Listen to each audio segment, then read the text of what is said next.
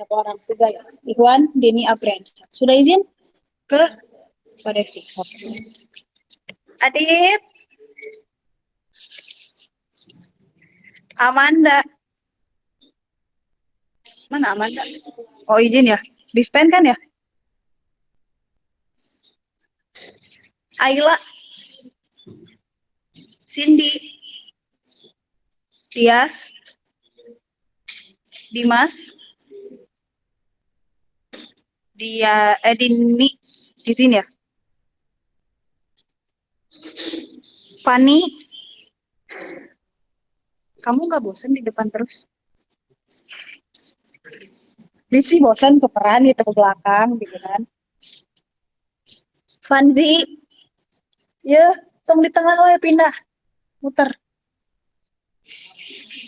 Maksudnya kamu duduknya tuh muter, dan situ-situ aja. Karena posisi duduk itu kan juga ngaruh ke semangat belajar. Kalian harus tahu, gini, kenapa pelajaran sejarah pasti ngantuk kalau yang di belakang? Soalnya ya udah mau belakang peredup, pagi-pagi sejarah manga dongeng, aduh ibu belajar. Betul tidak? Kayak saya bilang, saya tidak mau ada yang duduk di paling muter. Matematika, liur, bareng mah atuh ngerjakeun. Tapi ulah pas ulangan bareng-bareng gitu. Istilahnya kalau kalian pusing nanti bisa bertukar lah. Handika, Ikhwan sakit ya? Yuki, ya kunaon muyung we.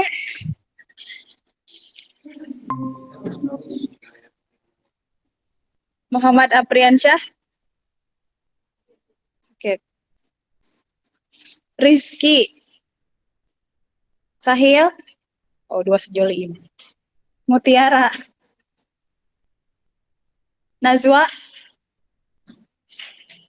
Nurmalasari Pasak, Putri, Rama, Rasyad, nah, Resti, bersuara tuh, cantik. Rian, Sandi, Seva, Taufik, Wisma, Yasel. Ya, hari ini serius tapi santai, semoga bisa dinikmati. Kita hari ini belajar tentang penelitian sejarah. Tolong ketika saya menjelaskan, didengarkan. Karena aturan kelasnya cuma ada 3. Ya, masih pada ingat kan? Gak usah disebutin lah. Udah lama. Penelitian sejarah. Ibu, apa hubungannya penelitian sejarah sama anak TKJ? Nggak ada, Bu. Ih, liar. Nggak. Kemarin kalian sudah belajar tentang manusia dengan hubungannya terhadap sejarah. Peristiwa-peristiwa sejarah. Unsur-unsur Cindy, sebutkan unsur sejarah yang kemarin Ibu jelaskan. Manusia, waktu, dan kita. Seva, coba sebutkan peristiwa sejarah dari materi yang kemarin sudah Ibu jelaskan. Ada yang Seva ingat? Sejarah kopi. Coba ceritain boleh?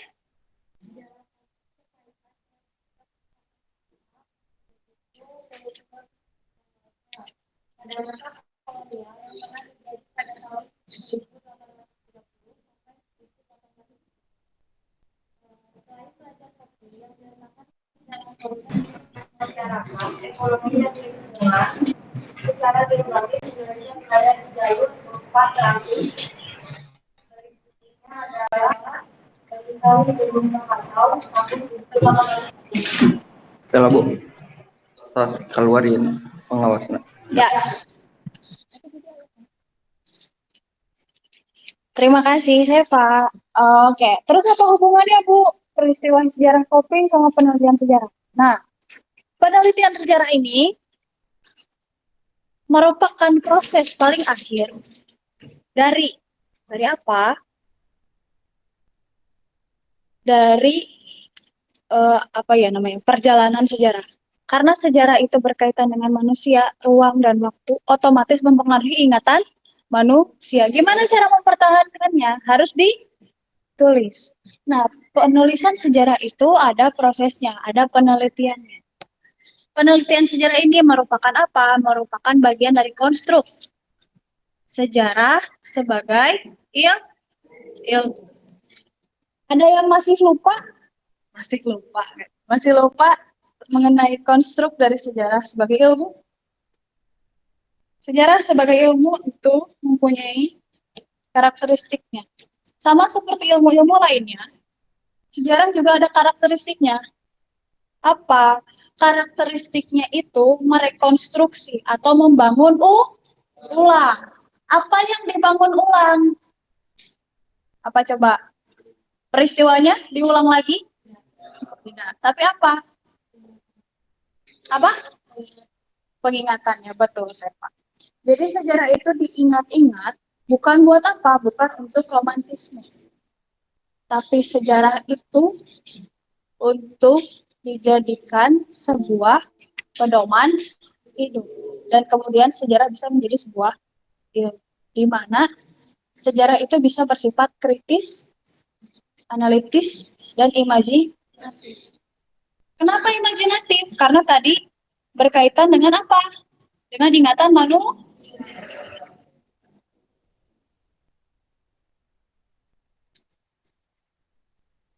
Metodenya apa aja? Tahapannya metode sejarah itu apa aja? Tahapan metode sejarah itu ada 4. Yang pertama ada heuristik. Apa itu heuristik? Adit baca. Heuristik apa?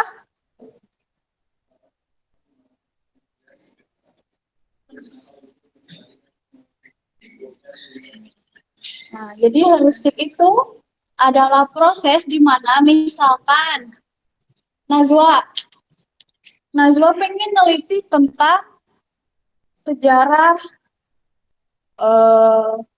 kopi tadi ya kata Seva. Sejarah kopi, maka yang dicarinya apa? Sumbernya apa? Paling pertama itu arsip. Arsip itu apa aja? Nanti kita cari tahu ya. Nah, sumber-sumbernya itu dikumpulin dulu. Dikumpulin dari arsip, koran, foto, atau bahkan biji-biji fosil kopinya itu dikumpulkan dalam proses apa? Dalam proses heuristik. Gitu ya. Nah, sumber di dalam heuristik itu kategorisasinya untuk kalian ibu kasih 2 dulu deh. Kalau 3 nanti pusing nyarinya kebanyakan. Paling utama berdasarkan apanya? Berdasarkan sifatnya. Yang kedua berdasarkan Nah, berdasarkan sifatnya, sumber itu ada sumber primer. Kemudian ada sumber sekunder. Nah, sumber primer itu adalah sumber yang didapatkan dari pelaku atau saksi sejarah.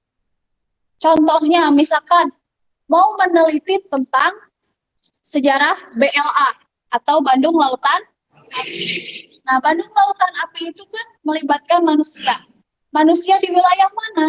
Wilayah kota Bandung. Nanti kalian kalau meneliti BLA, cari di wilayah kota Bandung, daerah alun-alun ke sebelah sana. Karena itu merupakan wilayah pemerintahan pada saat itu yang aktif yang kemudian dibakar. Tuh. Nah, saksi sejarahnya masih hidup nggak sampai sekarang? Masih. Nah, ketika kalian proses heuristik, nanti kita bisa lihat arsip dari BLA ini ada nggak ya? Apakah dia hangus terbakar semua atau tidak? Itu bisa dicari di mana? Di Dispus Ipda atau Dinas Perpustakaan dan Kearsipan Daerah. Cara masuknya gimana, Bu? Kalian bisa menggunakan surat pengantar dari sekolah. Misalkan, Najwa tadi, Bu, mau ke Dispus, mau cetak surat pengantar penelitian, bisa? Bisa. Nanti didampingi sama Ibu. anak saya mau ada penelitian A, B, C, butuh arsip ini. Nanti bisa masuk ke gedung arsip Dispus, untuk cari arsip BLA. Itu nanti sifatnya sumbernya apa? Sumber primer dalam bentuk apa? Tulisan, gitu ya. Yang kedua, ada sumber sekunder. Sumber yang didapatkan dari orang kedua atau orang ketiga. Orang kedua atau orang ketiga itu apa? Anak keturunannya? Bukan. Tapi misalkan dari orang-orang yang lebih berkompeten, misalkan ilmuwan-ilmuwan sejarah, atau sejarawan, atau tokoh-tokoh budaya. Misalkan dalam penelitian peristiwa Bandung Lautan Api, ditanya ke budayawan, kenapa nanya ke budayawan? Karena dampak dari peristiwa Bandung Lautan Api ini tidak hanya secara politis, tapi berdampak juga kepada kebudayaan. Kebudayaannya apa? Ke cara hidup orang-orang di kota Bandung. Setelah Bandung Lautan Api, yang tadinya Bandung pengelolaan kehidupannya seperti apa, berubah total. Gitu ya. Itu makanya kalian bisa bertanya kepada budayawan. Nanti bentuk sumbernya apa? Bentuknya adalah sumber lisan. Gitu ya. Nah, terus pengolahan di heuristik itu ada apa aja sih? Pengolahan sumber di dalam heuristik ada 3 tahapan. Yang pertama, corroboration atau perbandingan. Yang kedua ada sourcing atau identifikasi pelaku sejarah. Apa yang dimaksud dengan identifikasi pelaku? Misalkan, dari peristiwa Bandung Lautan Api, sumber lisannya, kalian mau wawancara seorang saksi sejarah atau orang yang sejaman ketika hidup di masa Bandung Lautan Api di tahun 1960-an ya. Nah, itu orangnya termasuk pelaku utama atau hanya saksi. Itu yang disebut dengan sourcing atau identifikasi pelaku sejarah. Yang kalian wawancara itu siapa? Pelakunya, saksinya, atau hanya sebatas orang yang sezaman dari peristiwa tersebut. Sampai sini ada pertanyaan? Ada yang mau bertanya? Boleh. Fanzi. Kalau itu oleh penelitian supaya orang tahu sama orang penelitian zaman sekarang, buat kita tahu sejarah zaman dulu. Heuristik itu bagus pertanyaan. Heuristik itu dilakukan sebelum karya yang kita publish itu udah jadi. Jadi proses pertamanya itu heuristik. Supaya ketika orang-orang membaca itu tahu ini sumbernya betul, bukan peristiwa yang ada. Jadi sebelum karya itu dipublish oleh seorang peneliti. Paham, Panji? Kemudian tahap kedua ada kritik atau disebut juga verifikasi sumber. Di dalam verifikasi sumber itu ada 2 tahap. Yang pertama, menguji kredibilitas sumber. Apa yang diuji dari kredibilitas? Isi, karena masuk ke dalam tahapan internal. Yang kedua dari internal ada misalkan arsip, koran. Dari misalkan pemberitaan peristiwa G30S PKI. Peristiwa G30S PKI itu kan banyak ditulis di koran-koran. Nah, wartawan itu ketika meliput, kita kritisi tulisan di media tersebut itu benar atau enggak sesuai dengan peristiwa yang terjadi pada saat G30S PKI, atau dia hanya blow up berita. Blow up, ada yang tahu blow up apa? Hanya mengangkat beritanya saja, yang penting jadi tulisan G30S PKI. Itu yang namanya blow up berita. Maka ketika kalian meneliti sebuah arsip berbentuk koran, pastikan isinya, misalkan wartawan tersebut menulis berdasarkan dia mewawancara saksi sejarah, atau dia melihat peninggalan sejarahnya, atau dia bertanya kepada budayawan atau misalkan sosiolog, karena G30S PKI berpengaruh ke berbagai aspek. Nah, tulisan itu bisa menjadi valid kalau data yang diangkatnya betul. Kalau misalkan sesuai dengan hasil-hasil yang ada di lapangan. Tapi bisa jadi berita yang tidak valid atau misalkan hoax, ketika secara internal isinya tidak bersesuaian dengan peristiwa yang terjadi. Itu yang disebut dengan kritik internal. Yang kedua, ada menguji otentisitas sumber, termasuk ke dalam tahap kritik eksternal. Yang dilihat dari eksternal apa? Bentuk fisik dari sumber yang kita dapatkan. Misalkan Fanzi dapat arsip dari tahun 1959. Karena apa? Arsip dari tahun ke tahun, bentuk kertasnya saja itu berubah-ubah. Bentuk tulisan dan ejaannya pun berubah. Dan setiap kertas itu ada usianya. Makanya ketika kalian melihat buku tua, rata-rata bukunya menguning. Kertasnya rapuh, suka ada buku-bukunya. Ya, nah itu. Kenapa harus ada tahapan kritik atau verifikasi sumber dalam aspek eksternal? Karena kertas, tulisan, tinta, itu ada umurnya. Contoh, Ibu bikin modul ajar. Modul ajar ini belum bisa jadi arsip karena ini masih digunakan, masih bersifat dinamis. Itu masih terus dipakai sampai ke depan-depan, sampai satu semester ke depan. Tapi kalau Ibu pakai RPP belum 13, yang per lembarnya itu beda-beda, itu udah jadi arsip. Karena sistemnya sudah tidak dipakai. Sekarang kurikulumnya sudah kurikulum merdeka, itu bisa disebut sebagai arsip. Contoh lain, misalkan, pernah baca buku tua, lihat buku tua nggak? Ada yang pernah lihat buku tua? Pernah. Pernah pegang kertasnya? Apa? Coba Adit, rasanya pegang kertas buku tua kayak gimana? Lulus, lembek ya? Gampang sobek, rapuh gitu. Tulisannya masih jelas nggak?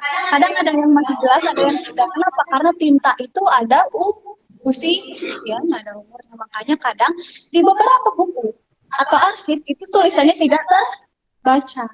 Itu yang dinamakan proses kritik atau verifikasi sumber secara aspek eksternal. Jadi yang dilihat apa? Bentuk Nah, kemudian, dari kritik ini, arsip, koran, film, itu kemudian diurai atau berubah sifatnya. Oh, bisa dipakai nih si arsip ini.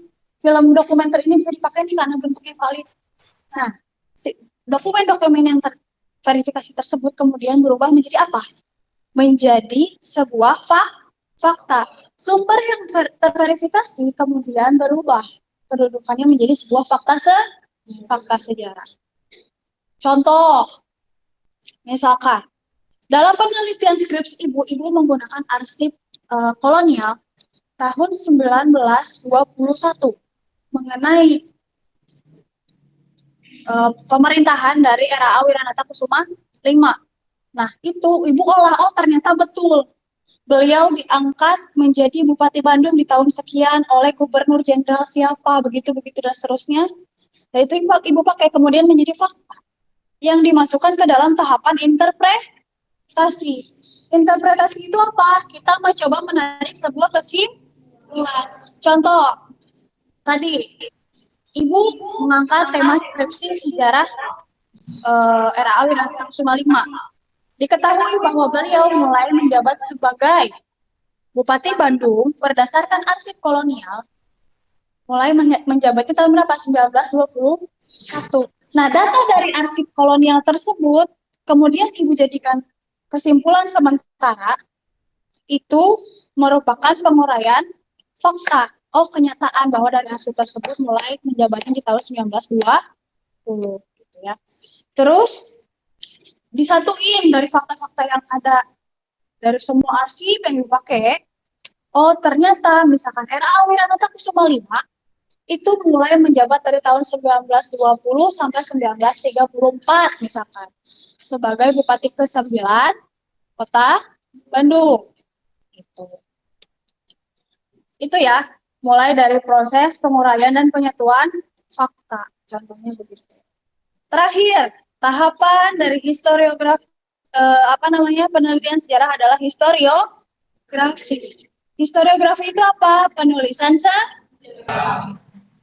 sejarah. Nah, di Indonesia, periodisasi historiografi itu terbagi ke dalam 3. Yang pertama ada historiografi tradisional. Yang kedua ada historiografi Yang terakhir ada historiografi nasional. Ada 3, kita lihat masing-masing. Yang pertama, historiografi tradisional. Dimas, historiografi tradisional mulai pembabakan waktunya kapan? Dari depan.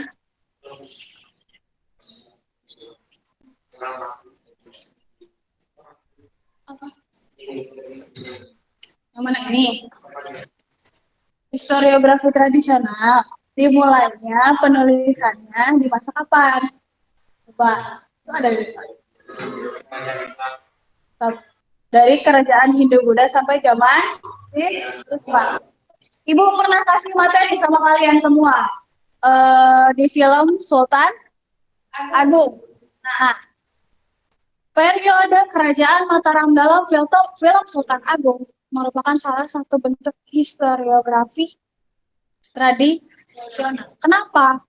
Karena di dalamnya menceritakan periodisasi zaman kerajaan Islam Mataram Islam.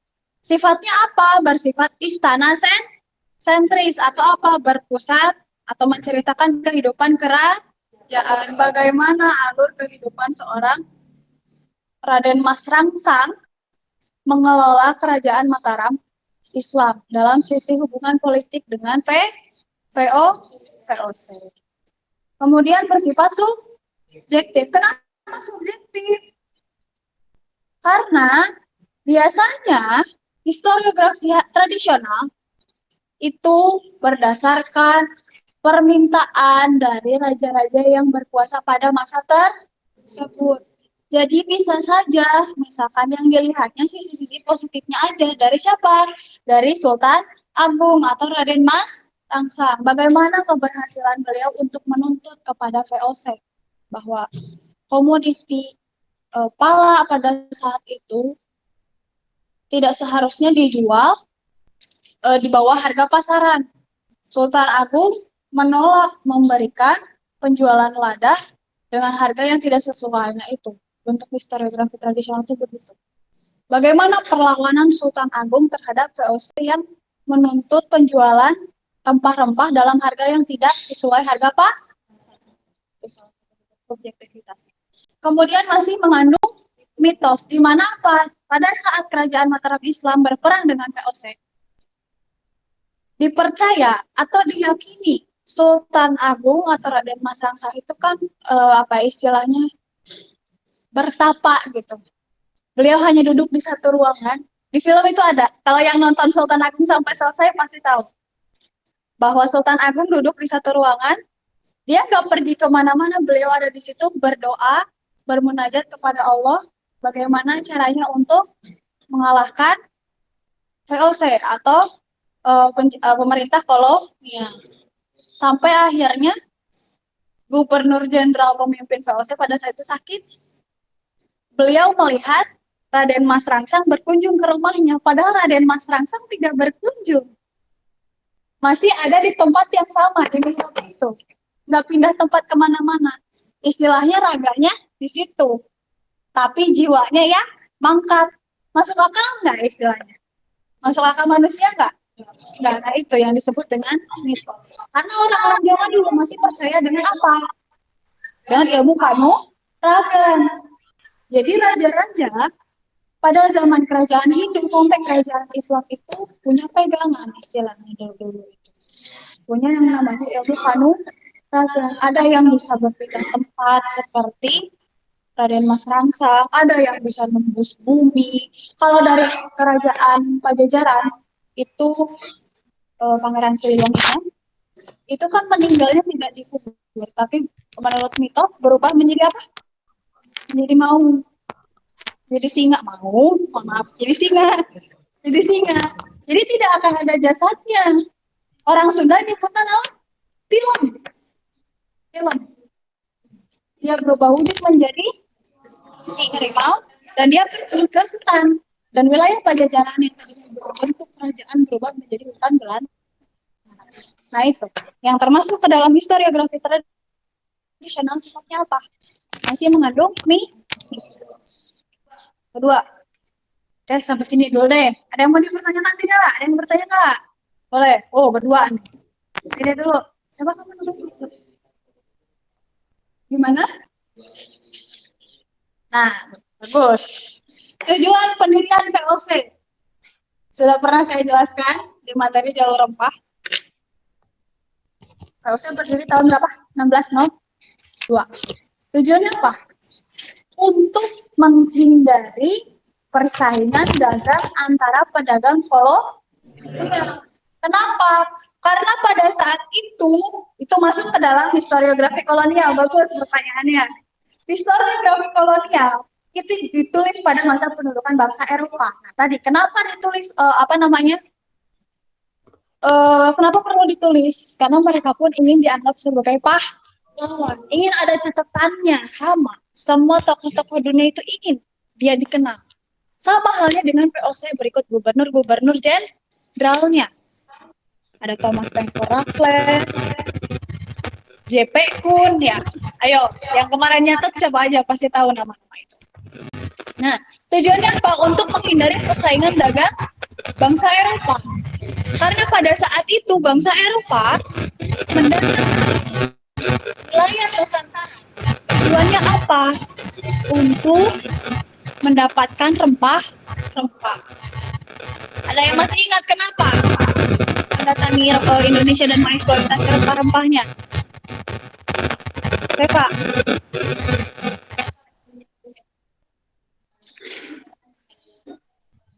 Ya, karena kualitasnya bagus dan juga komoditinya banyak. Di luar itu, rempah-rempah digunakan oleh pemerintah kolonial untuk apa? Sebagai obat-obatan, penghangat, dan juga pengawet makanan dan bumbu masakan. Kenapa buat pengawet makanan? Ada yang masih ingat?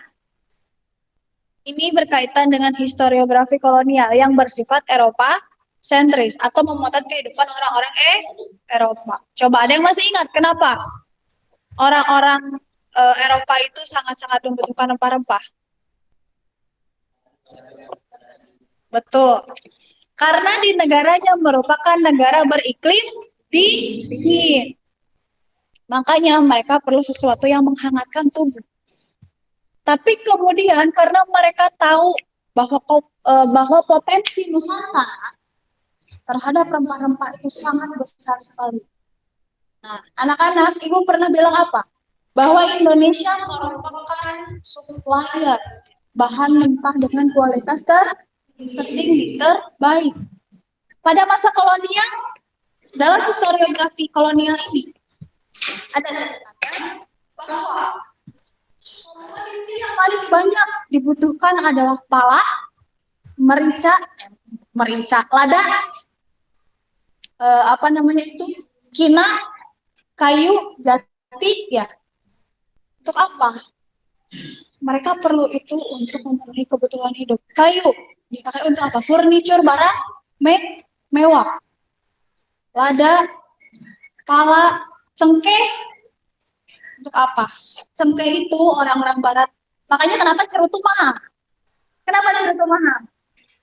Karena cengkehnya dari Indonesia. Mereka nggak punya cengkeh sendiri.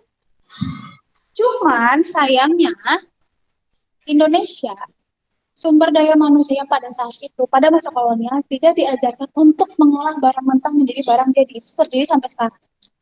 Makanya impor kita kadang lebih besar daripada ekspor. Kita cuma ekspor apa? Ya barang-barang kayak jati gitu kan, kina, kayak gitu. Itu masih sampai sekarang berlanjut kan. Tapi apa? Pengolahannya kan dari luar negeri. Karena apa? Sumber daya manusia di kita belum memadai untuk mengolah barang mentah menjadi sebuah produk yang jadi. Nah, itu dari historiografi kolonial. Tadi siapa mau bertanya apa?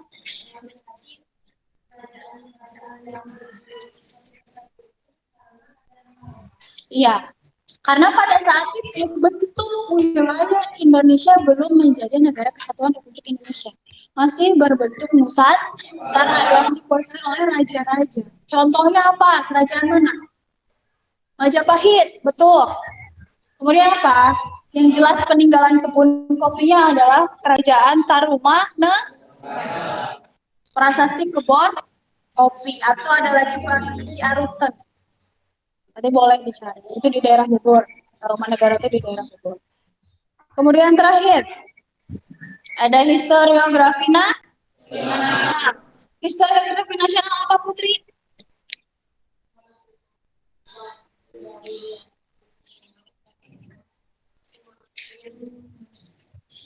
Masif. Ya. Jadi historiografi nasional itu sebetulnya mulai bermunculan pasca kemerdekaan Indonesia. Tujuannya apa? Karena pada masa pendudukan Belanda sampai Jepang, Indonesia itu orang-orang pribuminya hanya divisualisasikan sebagai buruh, inlander. Ada yang tahu istilah inlander? Inlander itu cacing tanah. Cacing tanah. Orang-orang Indonesia pada masa penulisan historiografi kolonial disejajarkan dengan cacing tanah dan juga, maaf, anjing. Sedih nggak? Sedih. Makanya ketika masa pergerakan nasional mulai bermunculan penulisan sejarah nasional yang bersifat Indonesia sentris atau menunjukkan peran-peran orang-orang pribumi yang kemudian di dalam pembentukan historiografinya apa? Muncul istilah kalangan santri dan priai. Yang namanya santri itu apa sih? Orang-orang Indonesia asli, orang-orang pribumi yang berfokuskan diri terhadap kehidupan keagamaan. Sementara priai itu anak-anak pribumi, tapi dia mempunyai privilege tertentu karena merupakan anak-anak dari pejabat pribumi yang kerja di pemerintah kolonial, itu disebut dengan kalangan priai. Jadi apa bedanya, Bu? Awal-awal masa kemerdekaan, kalangan ini dua-duanya punya peran yang besar karena menentukan arah politik sosial dan ekonomi negara Kesatuan Republik Indonesia. Tanpa adanya kalangan santri dan priai, perlawanan terhadap pemerintah kolonial itu akan sulit.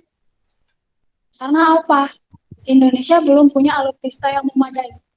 Pada akhirnya apa? Perlawanannya lewat apa? Lewat tulisan. Makanya kenapa Bung Karno dulu senang sekali menulis sebuah buku atau esai. Tulisan-tulisan orang-orang pribumi itu lebih ditakuti dibandingkan perlawanan fisiknya. Makanya orang-orang dulu yang berangkat naik haji, kenapa orang-orang sekarang kalau habis pulang haji suka disebut Pak Haji, Bu Haji? Padahal itu bukan gelar yang wajib, bukan gelar yang baku ya. Ya enggak? Nah, karena itu adalah kebudayaan warisan kolonial, di mana pemberlakuan ordonansi haji. Tujuannya apa? Mengawasi orang-orang yang keluar Indonesia ke Mekah, yang ketika kembali dia terpengaruh tidak dengan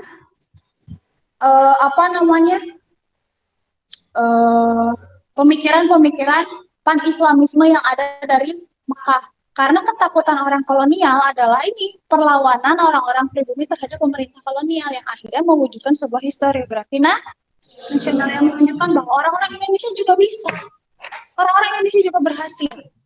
Meskipun dengan senjata yang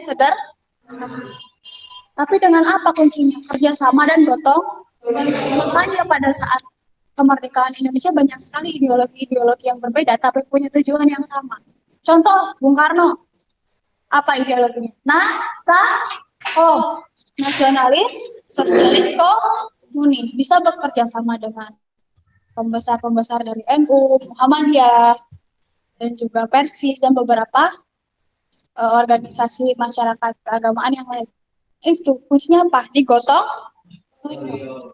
kemudian berhasil menghasilkan sebuah karya historiografi nasional yang bersifat Indonesia sentris. Salah satu bentuknya yang bisa dijadikan sumber adalah bukunya Muhammad Yamin yang berjudul 6.000 tahun Merah Putih. Cari coba nanti. Bukunya Muhammad Yamin 6.000 tahun Merah Putih. Itu bisa dijadikan salah satu bentuk historiografi Ya. Oke, sampai sini. Ada pertanyaan? Ada yang mau bertanya? Ya ada. Kalau gitu Ibu mau kasih lihat salah satu contoh bentuk sumber lisan. Ya. Nih, ada satu video dokumenter. Ini berjudul Jugun Ianfu. Apa Jugun Ianfu? Mohon maaf, Jugun Ianfu adalah kalau sekarang disebut dengan pelacur. Karena kenapa? Zaman Jepang ada gerakan 3A. Ada yang masih ingat? Nippon Saudara Asia, Nippon Cahaya Asia, Nippon Pelindung Asia. Nah, orang-orang Jepang itu ada beberapa gaya hidup yang sangat-sangat berbeda dibandingkan Indonesia sampai akhirnya menuntut untuk harus disediakan perempuan-perempuan yang bisa, maaf, memuaskan nafsu mereka selama ada di Indonesia. Nah, akhirnya perempuan-perempuan Indonesia banyak yang diculik, anak-anak mudanya dijadikan. Nah, ini salah satu dokumenternya. Ini bisa dijadikan sumber premium. Silakan.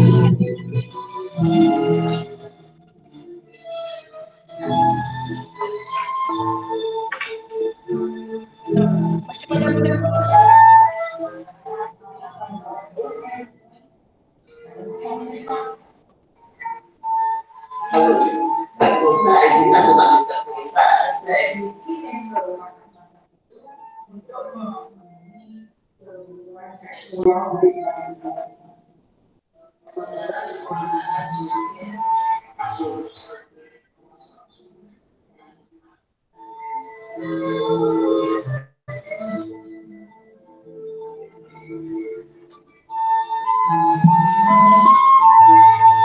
Tuh, judulnya adalah Jugun Ianfu, sejarah yang terlupakan. Kenapa terlupakan?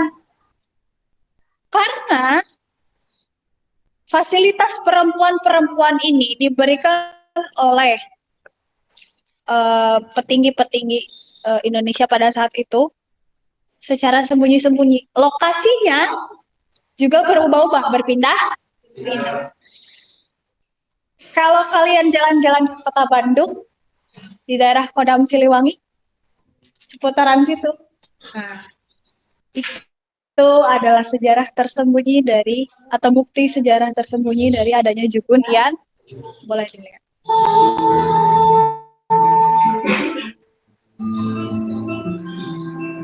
Ada yang tahu daerah ini?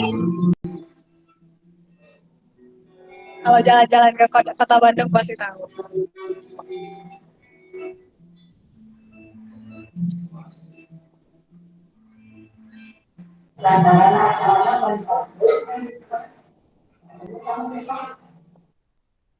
Tuh, masih berdandan dia kalau ketemu orang. Nah, ini salah satu bentuk sumber lisan.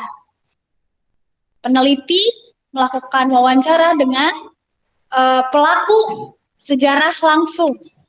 Ini bisa dijadikan sebuah sumber primer. Makanya dokumenter itu bisa dijadikan sumber primer. Ya, film dokumenter adalah sumber visual primer. Kita lanjutkan. Sampai kaki mikirin saya anak saya.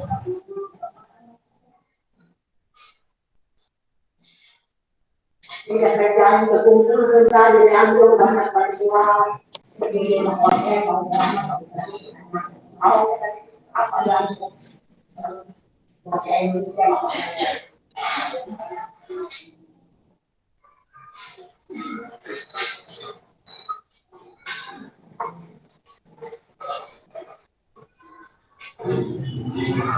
Sudah setelah ini, jadi kalau kalian mewawancara gitu ya, ketika mewawancara itu pastikan dulu umurnya, umur dari narasumber yang akan kalian wawancara. Misalkan kalau sudah setua ini, pastikan ada pendampingnya. Kenapa?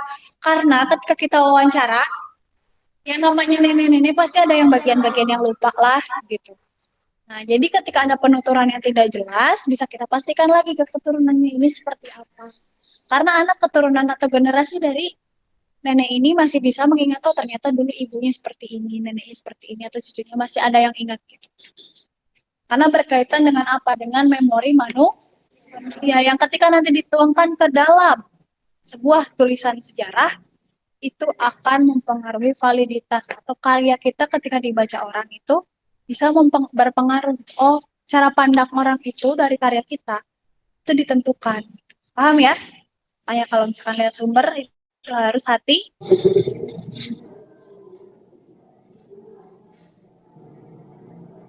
Yang tahu daerah ini?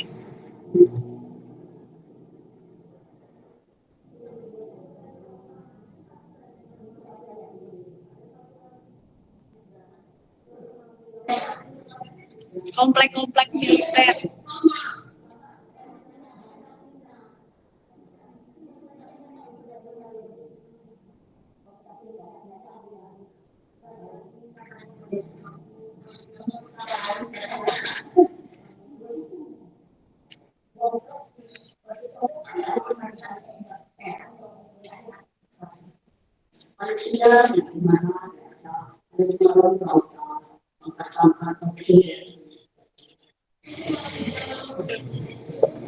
Rumah dinas TNI Angkatan.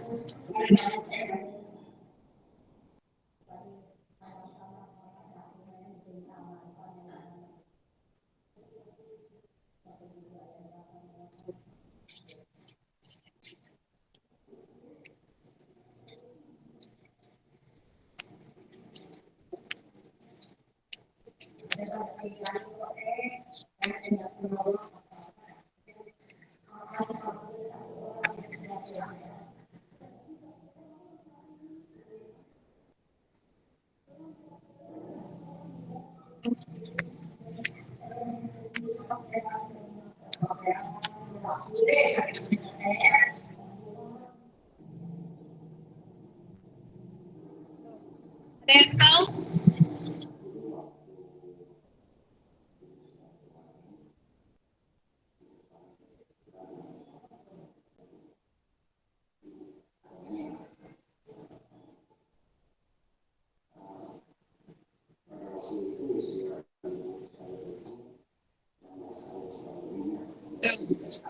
Jadi yang diambil-ambilin itu anak-anak usia 16 tahun, 15 tahun, gitu, 14 tahun, gitu. Masih kecil-kecil, tapi ngambilnya tuh bukan ngambil yang diketok, diculik. Diculik aja. Nggak dipulangin ke orang tuanya.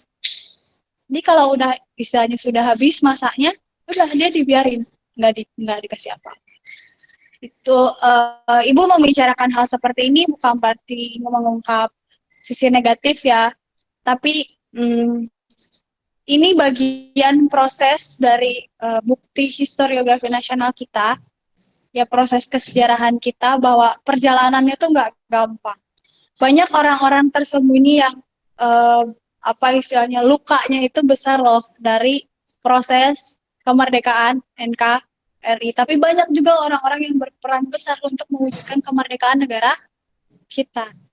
Jadi kalau kalian jalan-jalan ke satu tempat gitu ya, daerah inilah daerah Gatot Subroto menuju alun-alun, ya itu banyak menyimpan sejarah-sejarah tersembunyi. Kalian boleh cari tahu. Kalau pengen tahu lebih ininya ke Museum Gedung Sate misalkan, Museum Perbendaharaan gitu. Jadi jalan-jalannya bisa tahu oh ternyata Kota Bandung itu seperti ini dan ya ini orang-orang yang dulunya berkorban untuk negeri kita.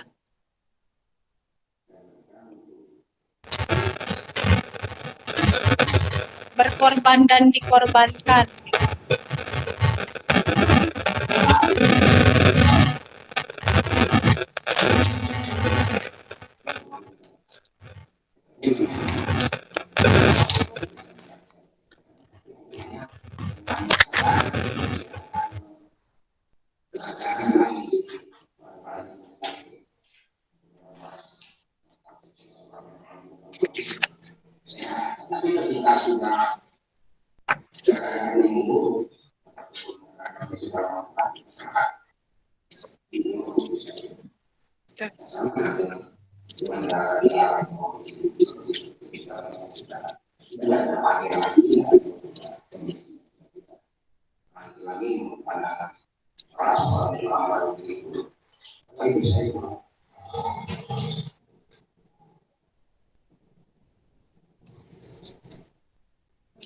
Makamnya tanpa nama. Kalau orang-orang dulu ada masa pendudukan Jepang, pendudukan Belanda, pribumi dimakamkan itu tidak menggunakan padu, jadi tanpa nama. Maka tidak heran kalau kadang-kadang beberapa anak keturunan ditanya, nenek kamu dimakamin di mana atau ibunya dimakamin di mana? Nggak tahu, makam ibu saya hilang atau tergusur apa segala macam, karena buktinya banyak. Kayak wilayah-wilayah Braga ke sana itu kan jalan ABC itu di beberapa spot itu pernah dijadikan tempat pemakaman umum, tapi kemudian didirikan sebuah bangunan. Akhirnya makamnya tergusur, digunakan sebagai gedung. Tanya, makam mamahnya di mana? Nggak tahu, hilang.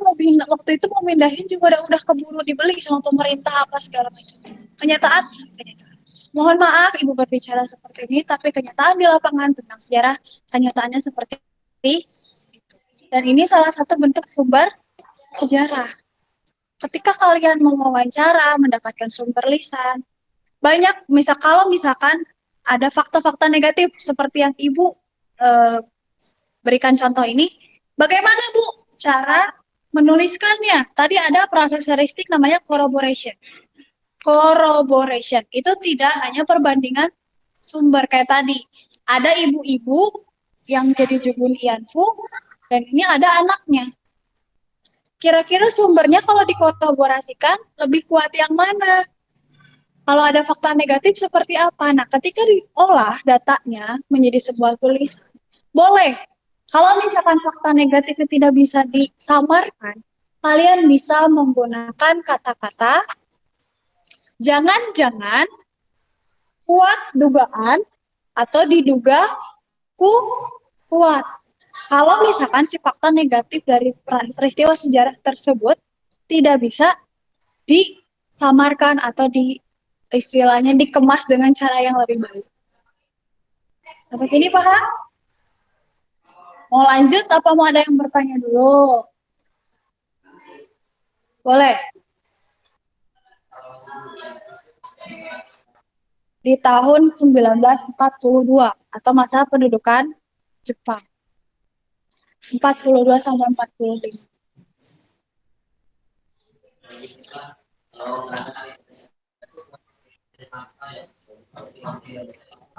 Nah, Jepang ke Indonesia buat apa ya? Jepang mendatangi Indonesia itu pada saat dia membutuhkan tenaga tambahan untuk Perang Dunia Kedua. Karena kalau ada yang ingat di SMP-nya disebutkan bahwa kota Hiroshima dan Nagasaki dijatuhi bom di saat yang bersamaan. Betul? Nah, tenaga yang pertama kali diselamatkan oleh Jepang pada saat itu adalah apa? Dokter dan guru. Selain itu mereka juga perlu angkatan perang. Makanya mereka mencari gimana ya caranya cari negara sekutu nih yang mau. Cuman kan gak mungkin kalau datang ke sebuah negara mau menguasai lah istilahnya, mengambil orang-orangnya untuk menjadi tenaga perang. Mereka gak mungkin dong tiba-tiba. Nah makanya Jepang pada saat itu membawa gerakan 3A. Gerakan 3A itu apa? Jepang Saudara Asia, Jepang Cahaya Asia, Jepang Pelindung Asia. Nah, ketika dibawa gerakan 3 itu masuk ke Indonesia, otomatis orang-orang Indonesia yang pada sampai saat ini dengan berkebudayaannya ramah, tersentuh dong hatinya. Oh mau gabung sama Jepang, mau deh bantuin Jepang. Ya, sampai akhirnya terbentuk Tentara Rakyat. Ya, apa sebetulnya saya lupa. Dari situ orang-orang Indonesia dipakai buat tenaga perang Jepang melawan sekutu, melawan Belanda. Tapi akhirnya pada kenyataannya apa? Jepang dilucuti dan menyerah tanpa syarat terhadap company atau sekutu di tahun 1945. Akhirnya apa? Tadinya Indonesia itu dijanjikan kemerdekaan itu tanggal 19 apa 18 Agustus? 19 ya, 19 Agustus 1945. Tapi kabar kejatuhan Jepang itu terdengar ke Indonesia itu sebelum tanggal 14 tuh udah masuk kabar itu. Wah, berarti golongan-golongan muda kayak Soekarni dan beberapa kawan-kawanan golongan muda kemudian datang ke Bung Karno. Bung, Indonesia saat ini sedang mengalami kekosongan kepemimpinan. Ayo kita deklarasikan saja kemerdekaan Indonesia di tanggal sekarang. Mumpung Jepang sudah menyerah tanpa syarat dan dilucuti. Itu berantem, bukan berantem, apa ya? Perbedaan pendapat tuh antara golongan tua dan golongan muda. Nggak bisa, kata Bung Karno. Nggak bisa. Karena secara perjanjian diplomatik harus dibicarakan lagi. Saya harus berangkat. Kemana? Ke Dalat, Saigon, Vietnam. Akhirnya berangkatlah beliau ke Vietnam, membicarakan segala macam. Balik lagi, tetap nggak bisa. Harus di tanggal segitu. Kesel golongan muda. Dengan kekalahan Jepang ini, Indonesia bisa loh. Selamat dari Perang Dunia Kedua dan ancaman imperialisme kolonialisme. Akhirnya terjadilah peristiwa Rengas Dengklok. Apa peristiwa Rengas Dengklok? Penculikan Soekarno. Waktu itu guru Soekarno Putra masih sangat kecil, masih bayi. Dibawa tuh, Bu Fatma juga diculik bawa orang. Sambil disusuin guru itu. Ayo Bung, kita rumuskan. Dibawa ke Rengas Dengklok tanpa ada kertas dan pulpen. Akhirnya berunding bertiga, Bung Hatta, Bung Karno, satu lagi siapa? Untuk apa? Menuliskan teks proklamasi. Pada awalnya bentuk teks proklamasi seperti apa? Atas ditandatangani oleh Bung Soekarno dan Hatta. Tapi Bung Hatta bilang enggak. Proklamasi ini dideklarasikan atau dibacakan itu untuk seluruh rakyat Indonesia. Maka atas nama bangsa Indonesia, Soekarno, diksi tersebut diubah. Karena Bung Hatta tahu, dia cinta sekali terhadap Indonesia. Bahkan Bung Hatta itu, saya tidak mau menikah sebelum Indonesia merdeka. Kemudian ketika sudah merdeka, Bung Karno bilang, Indonesia udah merdeka nih bro. Udah merdeka nih bro. Nikah nggak? Nikah dong. Bolehlah sama aku dilamarin katanya gitu kalau bahasa anak sekarang ya. Jadi siapa nih? Itu aja deh. Si Neng hitam manis itu loh yang pernah aku kenalin kalau bahasa zaman sekarang kan gitu ya. Siapa? Siapa yang istri Bung Hatta? Ibu Rahmi Hatta. Maka kemudian Bung Karno melamar Bu Rahmi untuk siapa? Bung Hatta. Menikahlah Bung Hatta setelah kemerdekaan Indonesia. Itu salah satu bukti perjuangan sejarah kita yang ada dalam historiografi nasional. Sampai sini ada pertanyaan? Boleh, Hamzi. Dari Bandung. Kenapa? Gini, kenapa Bandung kota kembang sebutannya? Ada apa dengan kata kembang di sini? Ya, betul. Ceweknya cantik. Gini, nah. Batavia itu adalah ibu kota Hindia Belanda. Tapi kota Bandung pada masa pendudukan Jepang itu sudah dipersiapkan sebagai kota ibu kota negara pengganti. Kenapa pilihannya Bandung? Karena soalnya ceweknya cantik-cantik. Bandung itu merupakan kota teraman pada saat itu karena menjadi pusat pendidikan militer. Pusat pendidikan militer di Bandung sekarang di mana? Di Lembang. Di Lembang ke bawah sampai daerah tadi Kodam Siliwangi itu ya.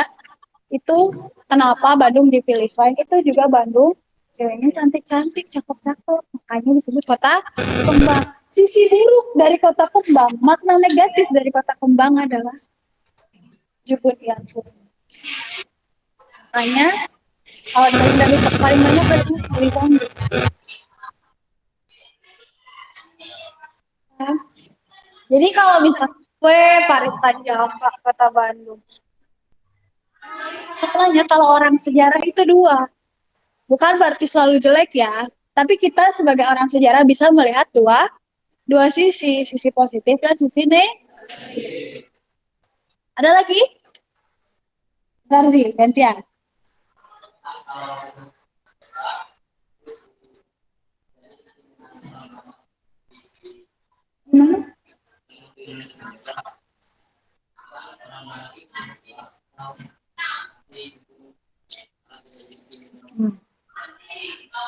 Bagaimana? Terus ada agresi militer 1 dan agresi militer 2. Diperangi secara militer, diusir. Indonesia mereka tahun 45, ya kan? Tapi Belanda itu tidak mau mengakui secara de facto dan de jure.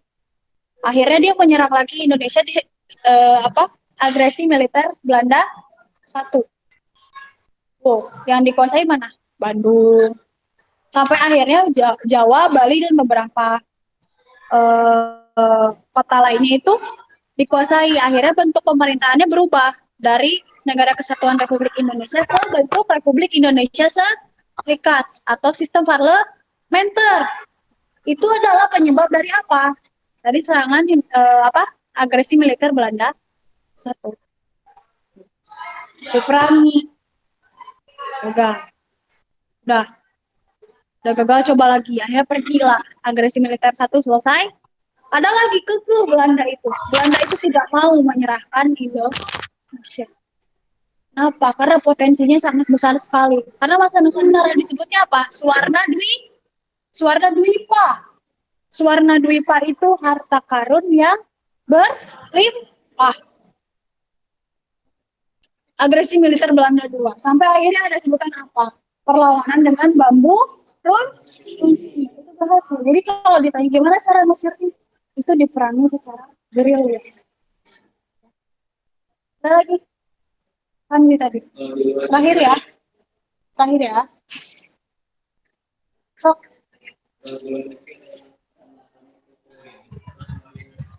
Semua.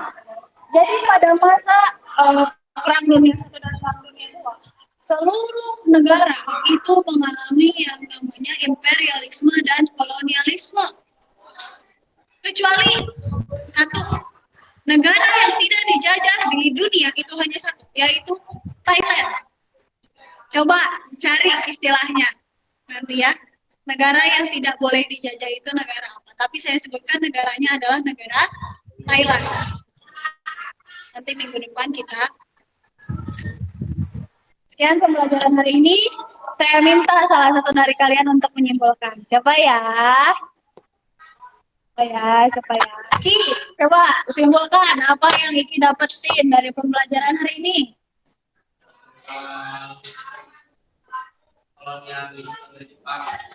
Terus apa lagi? Yang menjadikan wanita-wanita di Indonesia, anak mudanya, menjadikan pemuas nafsu, sama tentang chaos. Pembelajarannya dari materi hari ini yang bisa Iki ambil maknanya apa kira-kira? Sejarah mempelajari sejarah itu bisa meningkatkan pemikiran gitu, Bu. Oke, bisa meningkatkan pemikiran. Bermanfaat gitu ya, membangun cara berpikir.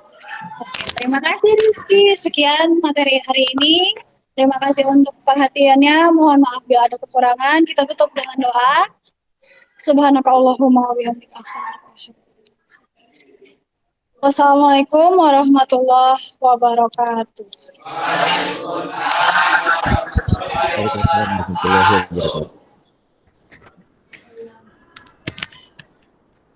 Baik, Pak Romi, mungkin itu yang barusan disampaikan oleh guru mata pelajaran sejarah Indonesia, Pak. Oh iya, Pak, saya rasa cukup ya untuk observasi kelas. Dan kita lanjut ini, Pak, observasi sekolah. Baik. Pak Romi lanjut mohon observasi izin, sekarang lagi istirahat anak-anak kelasnya. Mm-mm. Bagaimana kalau misalkan Nggak apa-apa. didahulukan yang siswa, Oh, baru ini kita observasi dulu aja. Oh, Observasi dulu siap. aja. Baik, Nah, baik. observasi Baik, Pak. keliling sebentar, kemudian baru siswa. Oh iya, nanti yang untuk tergabung dengan Pak Tarso juga observasi sekolah lagi atau tidak perlu hanya dengan Pak Romi saja? Nanti gabung dengan Pak Tarso itu wawancara siswa. Wawancara siswa ya? Untuk observasi Iya, kelas jadi berarti kita dengan Pak Romi ya? Siap. Iya, dengan saya observasi kelas udah, kan Pak Tarso juga sedang observasi kelas kan ya? Betul. Ya, jadi ini sekarang saya mau observasi sekolah keliling. Nanti ya. jelaskan saja, ada yang menjelaskan ruang apa. Karena saya butuh data itu, nanti setelah itu kita kembali ke link ban yang kemarin untuk wawancara siswa. Gitu, Pak. Baik. Pakai link ini aja ya untuk observasi sekolah. Siap, Pak. Siap. Kasih, Pak. Izin pergi dulu, Pak. Iya, siap.